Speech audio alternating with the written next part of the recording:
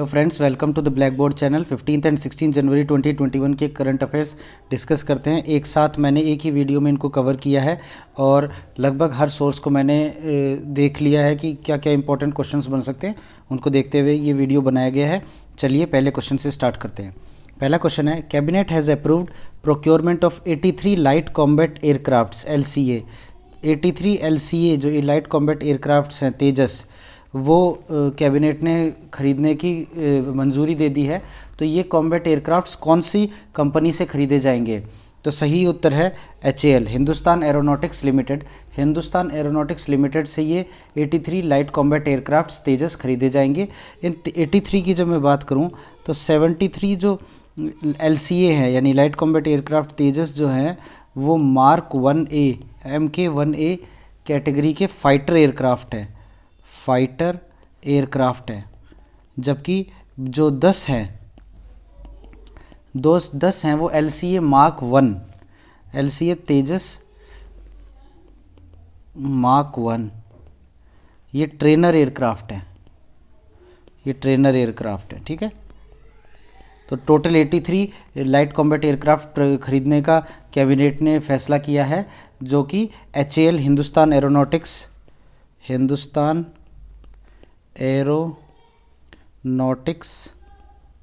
Limited से खरीदे जाएंगे। HAL का जो हेडक्वार्टर है वो बेंगलुरु में है, बेंगलुरु कर्नाटका में इसका हेडक्वार्टर है। तो 83 कॉम्बैट एयरक्राफ्ट्स खरीदे जा रहे हैं HAL से। Next question, Rangit hydro electric project will be established in which state. Rangit hydro electric project जो है वो कौन से स्टेट में इस्टेब्लिश किया जाएगा? तो सही आंसर है ऑप्शन सी, सिक्किम। सिक्किम में इस्टेब्लिश किया जाएगा। 120 मेगावाट का ये हाइड्रो इलेक्ट्रिक प्रोजेक्ट है जो कि रैंगिट रिवर है, रैंगिट एक रिवर भी है, रैंगिट रिवर है, उस पर ये स्थापित किया जाएगा। रैंगिट रिवर जो कि सिक्किम में है, वहाँ ये स्थापित किया जाएगा। इस प्रोजेक्ट को जो इम्प्लीमेंट करेगी वो उसका नाम है, इम्प्लीमेंटिंग एजेंसी, उसका नाम है NHPC, national hydro electric power corporation. National hydro electric power corporation इस प्रोजेक्ट को इम्प्लीमेंट करेगी। पहले ये प्रोजेक्ट जल पावर कॉरपोरेशन लिमिटेड JPCL द्वारा इम्प्लीमेंट होना था। इसको ओवरटेक किया है या फिर लिया है इस प्रोजेक्ट को अंडर, अब जो टेक ओवर किया है वो NHPC ने किया है। NHPC ने इस प्रोजेक्ट को टेक ओवर किया है और अब NHPC इस प्रोजेक्ट को कंप्लीट करेगी। NHPC की फुल फॉर्म है national hydro electric power corporation, national hydro electric power corporation. तो वो इस प्रोजेक्ट को इम्प्लीमेंट करेगी। रैंगिट हाइड्रो इलेक्ट्रिक प्रोजेक्ट है जो कि सिक्किम में कंप्लीट किया जाएगा, बनाया जाएगा, रैंगिट रिवर पे होगा ये project. Next question, question number 3, recently D Prakash Rao passed away. हाल ही में डी प्रकाश राव का निधन हो गया है। तो डी प्रकाश राव किससे संबंधित हैं? तो सही उत्तर है ऑप्शन डी, ये सोशल वर्क से, समाज सेवा से रिलेटेड है। डी प्रकाश राव का निधन हो गया है। ये कटक उड़ीसा के रहने वाले थे, कटक उड़ीसा के। ये चाय की दुकान चलाते थे, टी स्टॉल था इनका एक।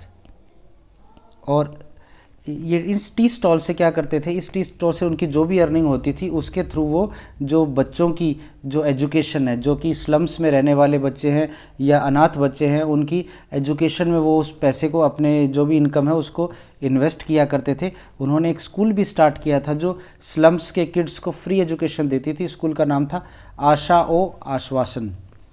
ठीक है, तो इसलिए इन्हें 2019 में पद्मश्री से भी सम्मानित किया गया था।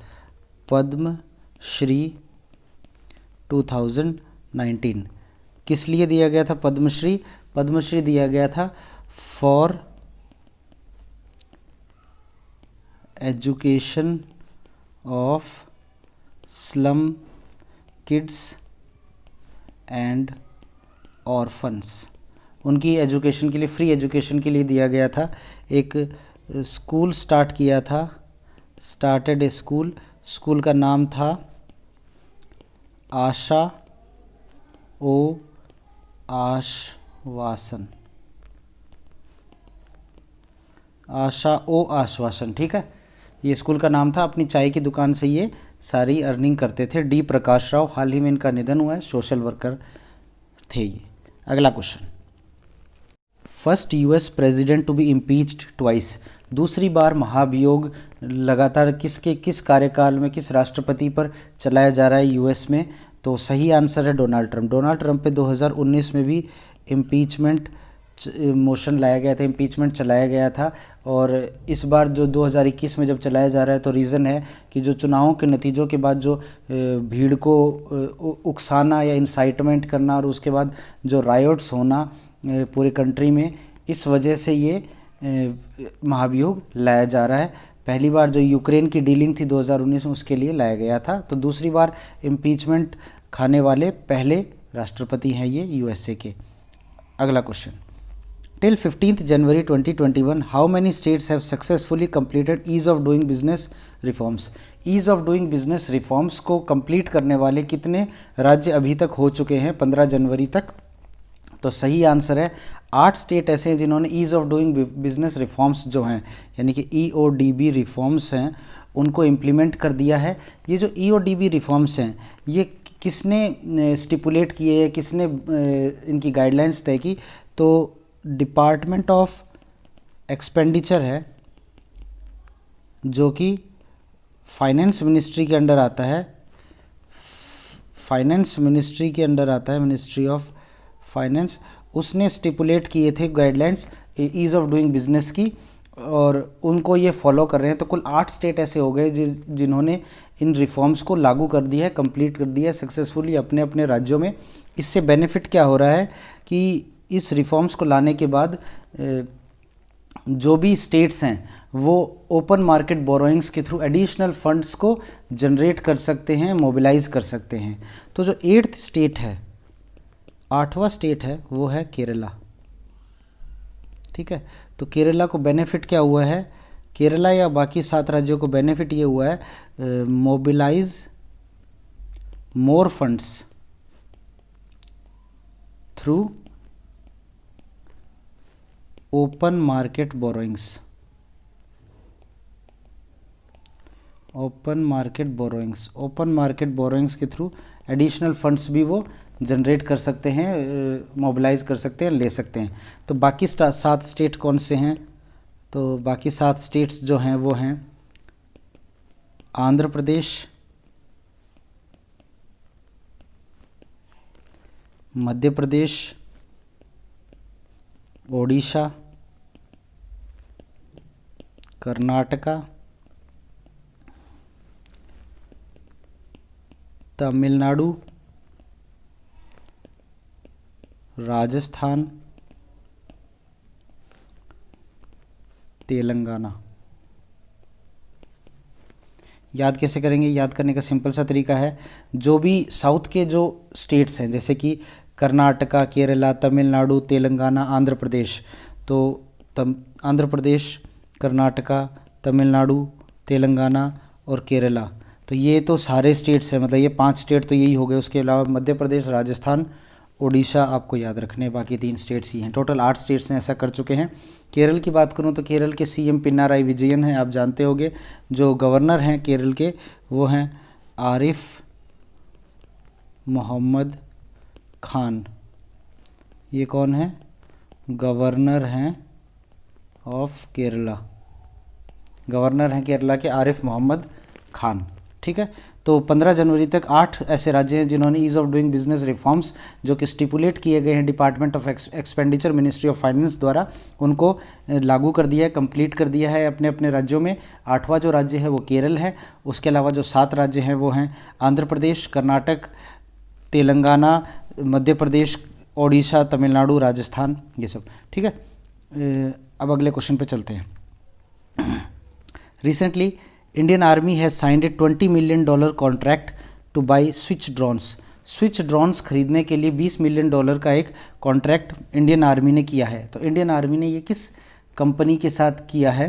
तो सही आंसर है option B, idea forge. Idea forge के साथ ये कॉन्ट्रैक्ट किया है। ये आइडिया फोर्ज क्या है? मुंबई बेस्ड ड्रोन मेकिंग एक कंपनी है, ड्रोन मैन्युफैक्चरिंग कंपनी है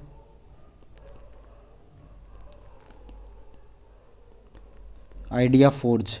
इसके साथ $20 मिलियन का एक कॉन्ट्रैक्ट किया है, जिसके थ्रू 1 साल के अंदर ये डिलीवरी कितने साल में देगा, 1 ईयर पीरियड में डिलीवर करेगा जो ड्रोन्स हैं उनको। और इन ड्रोन्स का जो मुख्य उद्देश्य होगा, जो हाई एल्टीट्यूड एरिया है या हार्श एनवायरनमेंट वाले, यानी कि जम्मू कश्मीर रीजन की बात हम कर लें, जहाँ हाई एल्टीट्यूड है, हार्श एनवायरनमेंट है, वहाँ डे नाइट सर्विलांस में इनका यूज़ किया जाएगा इन ड्रोन्स का। तो स्विच ड्रोन्स हैं, उसके लिए $20 मिलियन का एक कॉन्ट्रैक्ट किया इंडियन आर्मी ने आइडिया फोर्ज के साथ। और यूज़ क्या होगा इनका, surveillance, day and night surveillance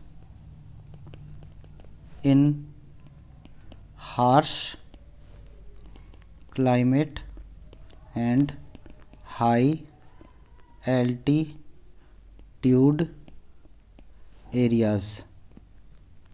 high altitude के एरिया, हार्श क्लाइमेट में ये होगा। $20 मिलियन का इंडियन आर्मी और आइडिया फोर्ज का एक कॉन्ट्रैक्ट है। आइडिया फोर्ज एक ड्रोन मैन्युफैक्चरिंग कंपनी है जो कि मुंबई में सिचुएटेड है, बेस्ड है। क्वेश्चन नंबर 7 पे बढ़ते हैं। 7th क्वेश्चन है, Indian army day is celebrated on. Indian army day कब मनाया जाता है? तो राइट आंसर है ऑप्शन बी, 15 जनवरी। 15 जनवरी को इंडियन आर्मी डे मनाया जाता है। ठीक है, 15 जनवरी को इंडियन आर्मी डे इसलिए मनाया जाता है कि जो हमारे सैनिक हैं उनका जो त्याग है, उनका बलिदान है, उसके सम्मान में ये मनाया जाता है। इस वर्ष 73वां इंडियन आर्मी डे मनाया जा रहा है। 1949 से ये लगातार मनाया जा रहा है। 1949 से लगातार मनाया जा रहा है। तो 1949 में ऐसा क्या हुआ था, ये मनाया गया था? तो 1949 में क्या हुआ कि British commander in chief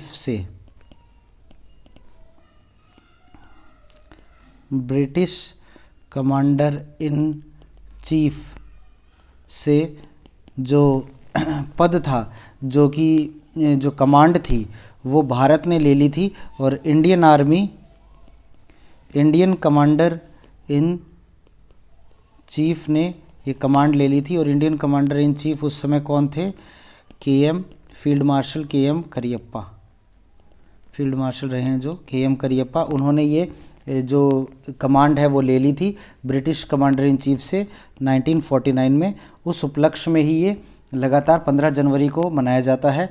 73वां Indian army day इस वर्ष मनाया गया। और पिछले क्वेश्चन में मैंने बताया था कि इंडियन आर्मी ने एक $20 मिलियन का आइडिया फोर्ज के साथ कॉन्ट्रैक्ट किया है, वो भी आप याद रखें। ठीक है, अगले क्वेश्चन में बढ़ते हैं। Who will be the chief guest on this years Republic day. इस वर्ष के रिपब्लिक डे में, गणतंत्र दिवस पे भारत के जो फॉरेन चीफ गेस्ट भारत हर वर्ष बुलाता है वो कौन होंगे? तो सही आंसर है नन ऑफ दी अबव। इस वर्ष भारत ने निर्णय लिया है कि कोरोना या कोविड-19 की सिचुएशन होने की वजह से किसी भी विदेशी मेहमान को भारत में न बुलाया जाए। और हम ये भी जानते हैं कि जो ब्रिटिश प्रधानमंत्री हैं बोरिस जॉनसन ने हाल ही में मना कर दिया था, ये अपना जो शेड्यूल था भारत आने का वो उन्होंने कैंसिल कर दिया था। और ये ऐसा पाँच दशकों में पहली बार हो रहा है कि गणतंत्र दिवस पे कोई विदेशी मेहमान को भारत नहीं बुला रहा है। इस वजह से क्या हो रहा है कि जो हमारे प्रेसिडेंट हैं श्री रामनाथ कोविंद जी, वही इस बार सैल्यूट लेंगे और जो परेड होगी उसको सैल्यूट देंगे, जो कि सैल्यूट लेते हैं, सैल्यूट करते हैं, वो होगा। ठीक है, तो नो फॉरेन चीफ गेस्ट, तो बोरिस जॉनसन ने कैंसिल कर दिया था ड्यू टू कोरोना की सिचुएशन की वजह से ऐसा हो रहा है। ठीक है, अगले क्वेश्चन पे बढ़ते हैं। Prarambh startup India international summit. Prarambh startup India international summit has been organised by. तो प्रारंभ इंटरनेशनल समिट जो है, स्टार्टअप इंडिया की इंटरनेशनल समिट है, वो किसके द्वारा ऑर्गेनाइज की जा रही है या की गई है? तो सही आंसर है ऑप्शन डी, DPIIT। DPIIT की फुल फॉर्म है department of promotion of industry and internal trade. Department of promotion of industry and internal trade, DPIIT द्वारा ये ऑर्गेनाइज किया जा रहा है। तो DPIIT जो है ये कौन सी मिनिस्ट्री के अंडर आता है? तो ministry of commerce and industry के अंडर, MCI के अंडर ये आता है, department of promotion of industry and internal trade. ठीक है। इसमें क्या हो रहा है कि इस बार इनिशियली जो कंट्रीज़ हैं जिन्होंने पार्टिसिपेट किया है वो बिम्स्टेक नेशंस हैं। बिम्स्टेक यानी कि bay of Bengal initiative for multi sectoral technical and economic cooperation की जो कंट्रीज़ हैं वो इसमें पार्ट ले रही हैं। तो वो कंट्रीज़ कौन? भूटान, इंडिया, नेपाल, BBIN, उसके अलावा MST, और आप याद रखें MST यानी Myanmar, Sri Lanka, Thailand. Myanmar, Sri Lanka और थाईलैंड, ये कंट्रीज़, इस बिम्स्टेक कंट्रीज़ जो हैं ये इस DPIIT द्वारा ऑर्गेनाइज्ड प्रारंभ स्टार्टअप इंडिया इंटरनेशनल समिट है, इसमें भाग ले रही हैं। अच्छा, ये क्या है? ये जो स्टार्टअप इंडिया इनिशिएटिव जो 2016 में यानी कि 16 जनवरी 2016 को स्टार्टअप इंडिया इनिशिएटिव जो एक स्टार्ट किया गया था, उसी की याद में, मान लो उसी की 5th एनिवर्सरी पर, उसी की 5वीं वर्षगांठ पर ये मनाया जा रहा है। प्रारंभ जो है एनिवर्सरी पर 2021 में 5th एनिवर्सरी उस पर मनाया जा रहा है। और उद्देश्य यही है कि जो भी कंट्रीज़ हैं वो आपस में एक दूसरे को कोऑपरेट करें ताकि जो स्टार्टअप इकोसिस्टम है उसको डेवलप किया जा सके। तो ये इसका उद्देश्य है। प्रारंभ startup India international summit DPIIT द्वारा ऑर्गेनाइज की जा रही है। ठीक है, अगले क्वेश्चन में बढ़ते हैं। Question number 10, in how many districts will the prime minister Kaushal Vikas Yojana, Pradhanmantri कौशल विकास योजना कितने 3.0 विल बी रोल्ड आउट, कितने ज़िलों में ये रोल आउट की जाएगी? PMKVY। तो ये सही आंसर है ऑप्शन सी, 600 ज़िले यानी 600 डिस्ट्रिक्ट्स में ये रोल आउट की जाएगी। 600 डिस्ट्रिक्ट्स में जो ट्रेनिंग दी जाएगी यूथ्स को। इस बार जो टारगेट है लगभग 8 लाख जो कैंडिडेट्स हैं, 8 लाख कैंडिडेट्स हैं, उनको ये ट्रेनिंग दी जाएगी। और इस योजना को जो लागू करने वाली मिनिस्ट्री है वो है इम्प्लीमेंटिंग मिनिस्ट्री। इम्प्लीमेंटिंग मिनिस्ट्री कौन सी है? Ministry of skill development and entrepreneurship. Skill development and entrepreneurship, ministry of skill development and entrepreneurship द्वारा इसको इम्प्लीमेंट किया जा रहा है। 8 लाख कैंडिडेट्स को ट्रेनिंग दी जाएगी। 600 ज़िलों में ये ट्रेनिंग दी जाएगी और 600 ज़िले, 8 लाख कैंडिडेट्स। इसके अलावा एक चीज़ जो है कि अगले 5 साल के लिए एक रोड मैप तैयार किया जाएगा जो कि 2021-22 से स्टार्ट होगा और अगले 5 साल में इनका टारगेट है कि 1.5 करोड़ यूथ को स्किल्ड बनाया जाए। तो 5 इयर्स में 1.5 crore youth to be skilled, ठीक है, उनको स्किल्ड बनाया जाए। 2021-22 से ये स्टार्ट होगा। जो ये ministry of skill development and entrepreneurship है, इसके जो मिनिस्टर हैं उनका नाम है महेंद्र नाथ पांडे। महेंद्र नाथ पांडे इसके मिनिस्टर हैं। 600 ज़िलों में ये प्रधानमंत्री कौशल विकास योजना PMKVY लॉन्च की जाएगी। ठीक है, अगले क्वेश्चन पे बढ़ते हैं। Question number 11, who has been elected as the president of human rights council 2021। Human rights council 2021 के प्रेसिडेंट किनको नियुक्त किया गया है? तो सही आंसर है option A, Nazhat Shameem Khan. Nazhat Shameem Khan Fiji की एम्बेसडर हैं जो जनेवा में हैं। फ़िजी की एम्बेसडर इन जनेवा, फ़िजी के एम्बेसडर हैं जो कि जनेवा में हैं वर्तमान में। और नज़त शमीम खान को प्रेसिडेंट नियुक्त किया गया ह्यूमन राइट्स काउंसिल 2021 का। और एक चीज़, ये ह्यूमन राइट्स काउंसिल जो है इसका जो हेडक्वार्टर है, इसका हेडक्वार्टर भी जनेवा स्विट्ज़रलैंड में ही है। जनेवा स्विट्ज़रलैंड में इसका हेडक्वार्टर है। क्वेश्चन नंबर 12 पे बढ़ते हैं। Which ministry has launched the सक्षम कैंपेन। सक्षम कैंपेन जो कि ग्रीन टेक्नोलॉजी, ग्रीन और क्लीन एनर्जी को बढ़ावा देने के लिए स्टार्ट किया गया है, वो कौन सी मिनिस्ट्री द्वारा लॉन्च किया गया है? तो सही ऑप्शन है ministry of petroleum and natural gas. Ministry of petroleum and natural gas द्वारा ये कैंपेन लॉन्च किया गया है और इस कैंपेन का जो मुख्य उद्देश्य है वो अवेयरनेस फैलाना है ग्रीन एंड क्लीन एनर्जी के संबंध में। Spread awareness about green and clean energy, उसके संबंध में अवेयरनेस फैलाना है। और इसको जो ऑर्गेनाइज कर रहा है, तो ऑर्गेनाइजर कौन है? Organised by PCRA, petroleum conservation research association, petroleum conservation research association, petroleum conservation research association द्वारा ऑर्गेनाइज किया जा रहा है ताकि कस्टमर्स को मोटिवेट किया जा सके, ताकि वो क्लीनर फ्यूल्स हैं, जो क्लीन फ्यूल्स हैं, ग्रीन फ्यूल्स हैं, उसकी तरफ मूव करें और फॉसिल फ्यूल्स का भी जो यूज़ है वो इंटेलिजेंटली करें। ठीक है, ये इसका उद्देश्य है। Ministry of petroleum and natural gas. सक्षम कैंपेन लॉन्च किया गया है। ऑर्गेनाइज़र जो है वो पीसीआरए है, पेट्रोलियम कंजर्वेशन रिसर्च एसोसिएशन। ठीक है, क्वेश्चन नंबर 13 पे बढ़ते हैं। Pakistan has permitted Dubai royals to hunt which bird, कौन सी बर्ड को हंट करने के लिए जो दुबई का जो शाही परिवार है उसको अलाउ किया है पाकिस्तान ने। पहली बात, पाकिस्तान ने ऐसा पहली बार नहीं किया, पहले भी पाकिस्तान ऐसा करता रहा है। तो वो बर्ड है होबोरा बस्टर्ड। होबोरा बस्टर्ड एक बर्ड है जो कि मिडल ईस्ट, एशिया और अफ्रीका में मिलती है। तो middle east, Asia and Africa में ये मिलती है। ठीक है, ये हाईली वल्नरेबल और जो इंटरनेशनली प्रोटेक्टेड बर्ड है, हाईली वल्नरेबल एंड इंटरनेशनली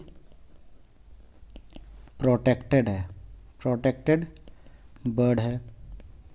ठीक है, इंटरनेशनल प्रोटेक्शन इसको काफ़ी ज़्यादा है, फिर भी हंट करने की स्पेशल परमिशन दी है पाकिस्तान ने दुबई के जो रूलर हैं, दुबई के जो शाही परिवार है उसको। ठीक है, तो इस बर्ड का नाम ध्यान रखें, होबोरा बस्टर्ड।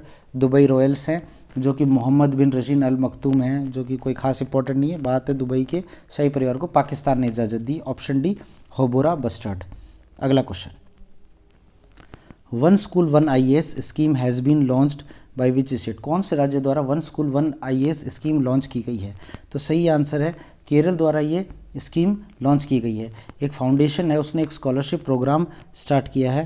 तो फाउंडेशन है वैदिक एरुडाइट फाउंडेशन और इसके स्कॉलरशिप प्रोग्राम का नाम ही यही है, वैदिक एरुडाइट फाउंडेशन स्कॉलरशिप प्रोग्राम।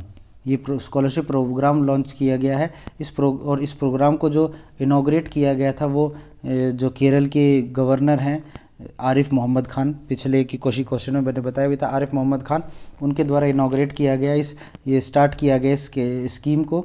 इस स्कीम के तहत जो स्पॉन्सर्स हैं उनकी मदद से जो भी इकोनॉमिकली बैकवर्ड स्टूडेंट्स हैं, जो कि ब्रिलियंट हैं बट इकोनॉमिकली बैकवर्ड हैं, उनको फ्री ट्रेनिंग दी जाएगी ताकि वो जो सिविल सर्विसेज है और अदर कॉम्पिटिटिव एग्ज़ाम्स है उनको फाइट कर सके, उनको इजीली क्रैक कर सके।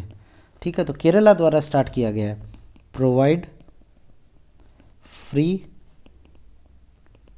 Training to students who are economically backward but brilliant.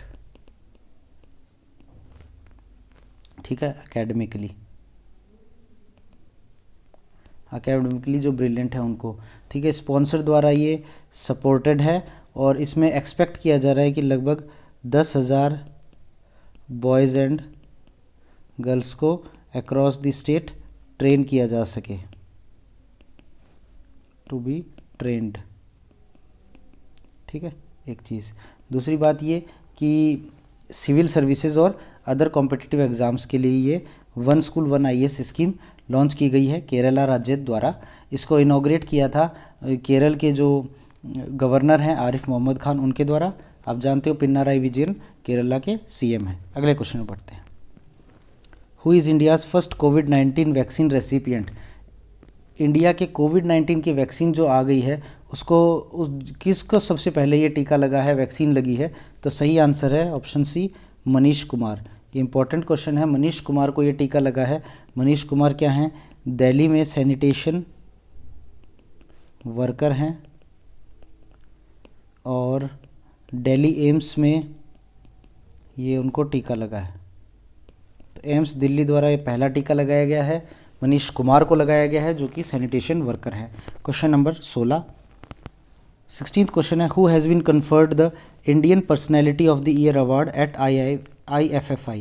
IFFI कल भी मैंने डिस्कस किया था, international film festival of India है।